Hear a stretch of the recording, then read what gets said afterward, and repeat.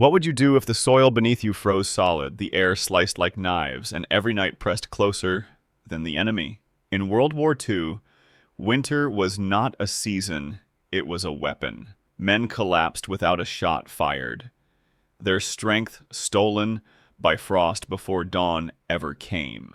Trenches turned into frozen coffins, boots stiffened into boards, food hardened into bricks that teeth could barely break. Fires were forbidden, blankets were thin, and supplies never lasted long enough to fight both hunger and cold. Yet still, soldiers endured. They turned scraps into shields, bent earth into shelter, and found warmth in places no one expected. These weren't comforts. They were codes of survival, carved out of desperation and remembered only by those who refused to fall. Would you endure a single night in such a world? Or would the frost claim you before the battle even began? If you believe knowledge like this should never be forgotten, if you want to carry the same resilience that once kept soldiers alive through the harshest nights, then subscribe now and stand among those who choose preparation over comfort. Number 1. Brick bed warmers. Winter in World War II was merciless. Soldiers didn't only fight enemies, they battled nights that froze the air solid. Trenches turned into ice pits, boots stiffened, and men lay awake shivering until exhaustion overtook them. Without heat, sleep was a gamble between life and collapse. The answer came not from new supplies, but from what rubble left behind: bricks. Scattered through bombed towns and broken walls, these chunks of earth became tools for survival. Soldiers discovered that bricks could trap heat. When placed near a fire or stove during the day, they absorbed warmth like sponges. At night, wrapped in rags or cloth, they released that stored heat slowly. The process was simple. Bricks were heated while meals cooked or while units stopped briefly in safer ground. Before moving back into the trenches, the glowing stones were wrapped in coats, burlap, or spare socks. Once tucked beneath bedding, they kept frost from creeping in. A single brick warmed frozen feet. Several, lined together under straw or blankets, turned a freezing hole into a space where men could actually rest. It wasn't perfect. Bricks cooled within hours, forcing men to repeat the cycle daily. Carrying them was heavy work, and heating them too close to fire risked cracking or breaking them. But compared to icy ground and sleepless nights, even a few hours of warmth meant survival. More than comfort, these warmers gave hope. Holding onto a brick meant holding onto a reminder that ingenuity could outmatch nature's cruelty. In a war where strength was stolen by cold, the humble stone carried men through another night. Would you think to guard a brick as though it were treasure? In those frozen trenches, it was the difference between shivering in silence and waking strong enough to face another day. Number 2. Snow wall, windbreaks. In World War II, cold winds were as dangerous as bullets. Soldiers dug trenches, only to find icy air slicing through every gap, stealing warmth faster than blankets could hold it. Men wrapped themselves tighter, pressed shoulder to shoulder, yet the chill still cut deep. Without shelter from the wind, even strong soldiers grew weak before dawn. The solution was not brought in crates or supplies. It was carved from the very storm itself. Snow, once feared as the enemy's ally, was pressed into walls. Soldiers learned to pile it high, pack it tight, and shape barriers that shielded them from the wind's knife-like edge. The method was direct. Men scooped snow with helmets, shovels, or even bare hands, stacking it into thick walls around their dugouts. The snow was pressed until it hardened, forming a dense shield that no gust could break.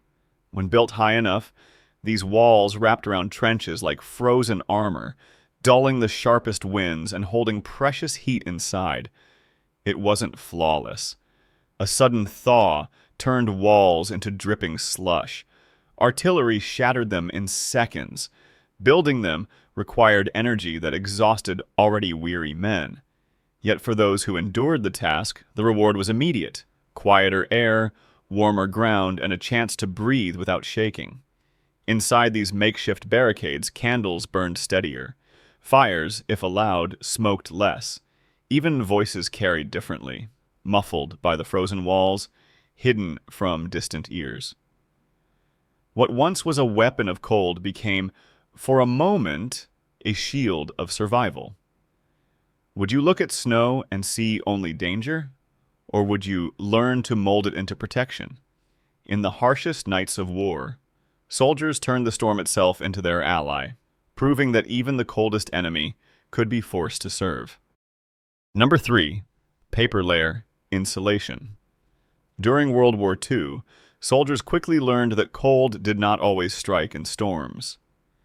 Sometimes it crept quietly through thin uniforms, turning sweat into ice and sleep into shivering paralysis. Extra coats were rare, blankets even rarer. Men marched and slept in the same damp clothing for weeks. Without insulation, their bodies lost heat faster than food or fire could replace it. The answer came from something so ordinary that no one expected it. Paper.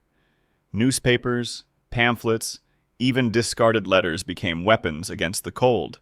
Crumpled, folded, or layered, paper trapped air between its sheets, creating pockets of insulation where fabric alone could not.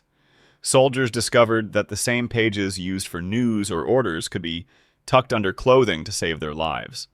The method was straightforward. Sheets of paper were pressed flat against the chest, wrapped around legs, or stuffed into boots. Others crumpled the sheets slightly before layering them, creating air gaps that held warmth longer. Even a thin newspaper worn beneath a shirt could make the difference between numb skin and steady circulation. The rustle was annoying, but the heat was real.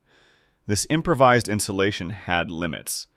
Once soaked, paper lost strength and became heavy, clinging uncomfortably until it tore apart.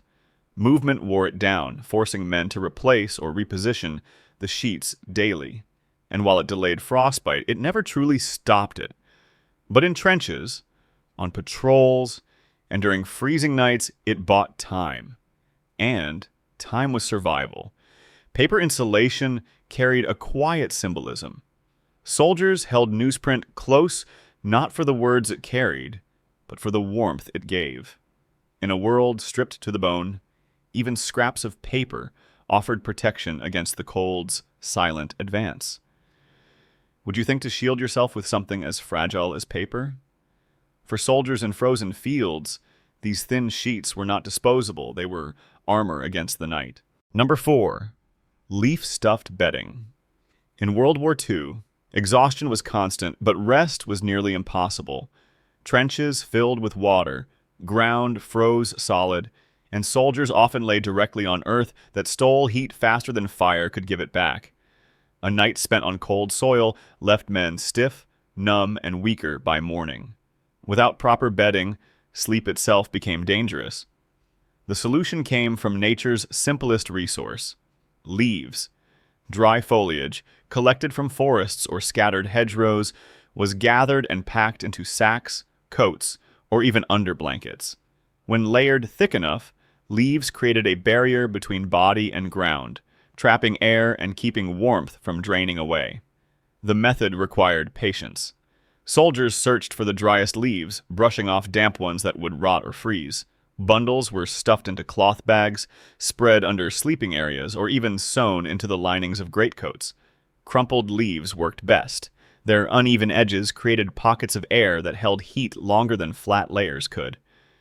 In makeshift dugouts, entire floors were covered in foliage before men lay down, turning a freezing pit into something close to a bed.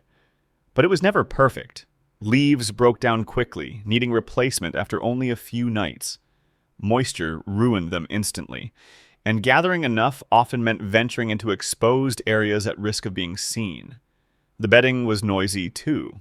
Every movement filled the dark with rustles. Yet, compared to shivering against frozen ground, even flawed insulation was worth the effort. This trick carried more than warmth. It reminded men that survival could be pulled from the simplest scraps.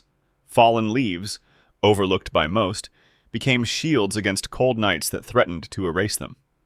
Would you see a pile of dry leaves as trash? Or would you recognize them as the difference between waking with strength or never rising at all? In war, even the forest floor became a lifeline. Number 5. Cooking pot, steam, heat-frozen shelters stole strength long before combat began. Dugouts dripped with frost, trenches stiffened with ice, and men shook uncontrollably as the hours dragged on. Fires were dangerous, their smoke easy to spot, yet without warmth, nights became silent battles of endurance. Relief appeared in the simplest tool, the cooking pot. Normally meant for rations, it became an improvised heater. When filled with water and placed over hidden embers, it produced steady clouds of steam. That rising mist softened the brutal air inside shelters, spreading heat more quietly than any open flame. The method was straightforward but clever. Pots were left uncovered, releasing vapor into the dugout until the air grew heavier and less biting. Damp uniforms hung nearby began to thaw, boots hardened by frost loosened, and men breathed easier as condensation filled the cramped space. Even a single pot turned an unlivable hole into a place where rest was possible. Its weaknesses were clear. Steam escaped quickly outdoors, offering no comfort in open trenches. Moisture built up on walls, dripping into straw bedding and making it soggy. Fuel remained precious, so embers had to be carefully rationed. Still, when frost threatened every breath, soldiers accepted damp warmth over freezing silence. This trick was more than physical survival. Sitting near a pot that glowed with vapor gave men a reminder that small actions could hold back despair. In darkness, that thin curtain of mist became a shield, fragile, temporary, but powerful enough to keep life moving forward. Would you think to boil water not for food, but to warm the air around you? For those who faced nights of endless frost, even steam rising from a dented pot was proof that survival could be carved from the simplest things. Number 6. Stone heat packs. Frozen soil drained warmth faster than clothing could hold it. Nights stretched endlessly, leaving men curled into themselves, teeth chattering as strength slipped away. Without hidden fires, survival depended on finding a way to trap heat and carry it into the dark. The answer was found in stone. Heavy, ordinary rocks, gathered from ruins or riverbeds, became silent carriers of warmth. When placed beside coals or buried near low flames, they absorbed heat slowly, holding it long after fires were gone. Soldiers wrapped these stones in cloth, rags, or spare fabric, transforming them into crude packs that radiated steady warmth. The process was simple yet demanding. A stone warmed during the evening was tucked beneath bedding or slipped near boots. Larger ones were shared in dugouts placed at the center where bodies huddled close. Smaller pieces were carried inside coats, easing the bite of frost against the chest. Heat released gradually, buying hours of rest that raw ground would have stolen. Drawbacks remained. Stones cooled before dawn, forcing soldiers to repeat the ritual daily. Carried too far, they lost warmth before reaching the front. Heated carelessly, some cracked, scattering sparks that risked exposure. Still, even temporary comfort was precious when frostbite threatened movement and fatigue hollowed men from within. These packs carried more than warmth. Passing a heated stone between tired hands became a gesture of solidarity, a reminder that endurance was shared. Each glowing surface told soldiers they were not entirely at the mercy of the cold, that the earth itself could be turned into an ally. Would you see a stone as a weapon against winter? In those frozen trenches, its heat meant the difference between strength at sunrise and collapse before morning. Number 7. Straw-stuffed clothing. Cold seeped through uniforms like water through cracks. Standard issue coats, thin from overuse, offered little protection once winds rose and snow clung to every fold. Men marched stiff, their movements slowed, their bodies drained by relentless exposure. Without insulation, exhaustion came quicker than enemy fire. The answer appeared in fields and barns. Straw. Dry stalks, overlooked as farming waste, became one of the most effective barriers against cold. Soldiers collected armfuls wherever they could, stuffing it into jackets, trousers, and boots. What seemed crude became a layer of insulation, trapping air and blocking frost that uniforms alone could not resist. The method was basic but transformative. Coats were loosened, straw packed inside until the fabric bulged. Boots were lined with stalks to keep feet dry, while bedrolls gained bulk from extra handfuls. Even helmets were sometimes padded, the stalks softening metal chilled by winter air. The material crackled with every movement, but the warmth it provided outweighed the noise. It wasn't flawless.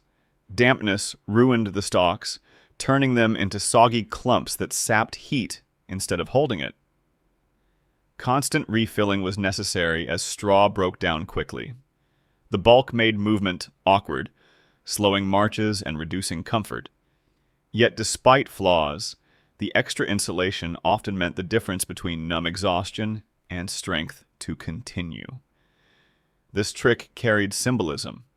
What once fed animals or lined barns now kept men alive against weather that destroyed armies.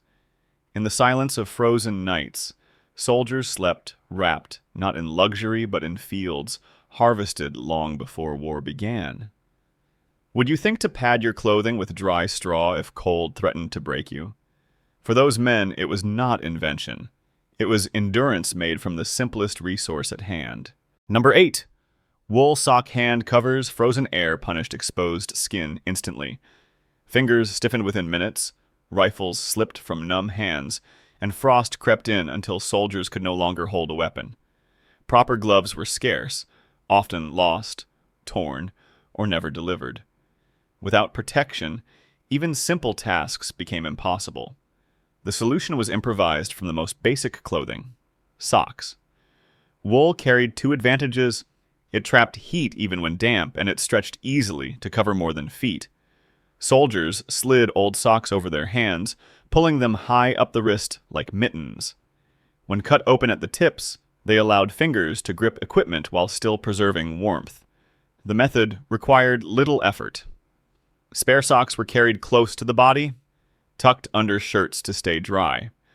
When gloves wore out, those socks were pulled over frozen hands. Some doubled layers, placing one sock whole and another cut to fit over it. Others tied scraps of cloth at the wrist to keep makeshift mittens secure. The rough wool scratched, but the insulation slowed frostbite and restored enough circulation to keep hands functional. Weaknesses remained. Wet socks lost strength quickly, freezing stiff in open air. Wool frayed when used too long, leaving holes that exposed skin again. And while better than nothing, they never matched proper gloves. Still, in conditions where men could not wait for resupply, this simple trick bought time. These sock covers symbolize survival through resourcefulness. Ordinary items, stretched beyond their original use, kept soldiers alive when supplies failed. A humble pair of socks, repurposed in desperation, often became the barrier between enduring the cold or losing hands to it. Would you look at old socks as useless? For them, those scraps of wool were the difference between holding on or letting go. Number 9. Ash-covered embers nights stretched endlessly, and cold drained strength faster than hunger. Fires gave warmth, but flames betrayed positions. Smoke rose like signals, and soldiers knew a single spark could reveal them. Yet without heat, sleep was broken by shivering, and frost crept deeper into every limb. The answer was hidden in the fire itself. After flames died, the glowing embers beneath were buried under thick layers of ash. This cover dulled their light, smothered smoke, and preserved heat quietly for hours. Soldiers could return later, brush aside the ash, and find a core still alive, ready to ignite new fuel without striking fresh sparks. The method was deceptively simple. Once meals were cooked and light was no longer safe, men used sticks or shovels to spread embers thin, then covered them completely. The ash insulated heat, slowing its escape while disguising its glow. In the morning, dry twigs or grass placed on the hidden coals burst back into flame within seconds. It was not flawless. Too much ash suffocated the embers completely. Rain soaked the cover, cooling it too fast, and careless handling risked burns when men dug too quickly with bare hands. Still, compared to starting from nothing in freezing conditions, this trick saved both time and energy. These hidden fires meant more than warmth. They symbolized endurance, carrying yesterday's heat into the next day. In a war where survival often hinged on small reserves, the quiet glow beneath ash became a reminder that strength could be preserved, even when flames had vanished. Would you think to bury fire beneath its own ashes? For those soldiers, it was not just a trick. It was a silent promise of warmth waiting to be uncovered. Cold, hunger, and exhaustion tested soldiers in ways few can imagine today.